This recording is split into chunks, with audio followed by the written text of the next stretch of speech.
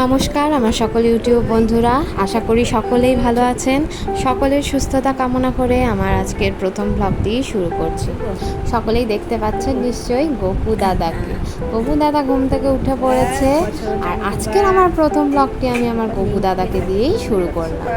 গপু দাদা ঘুম থেকে উঠেই কিন্তু স্নানের জন্য তৈরি হয়ে গেছে, কারণ এখন খুব গরমকাল না, তাই গপু দাদা ঘুম থেকে উঠেই না স্নান করে না। শীতকাল হলে যদিও গপু দাদা স্নান করতে একটু দেরি হয়, এখন গরমকাল বলে তাড়াতাড়ি স্নান করে তৈরি হয়ে একেবারে সিংহাসনে বসে। স্নান করা শেষে এবার গপু দাদাকে ভালো করে গা মুছিয়ে দেওয়া হবে। তারপরে গপু দাদা সেজে গুজে বসে পড়বে সিংহাসনে। তারপর সকালে জল খাবার দেওয়া হবে গপু দাদাকে। গপু দাদা আনন্দ করে খাবে সেই জল খাবার। দিয়ে দেওয়া হয়েছে গপু দাদাকে, এবার সাজিয়ে গুজিয়ে বসিয়ে জল খাবার দেওয়া হয়েছে।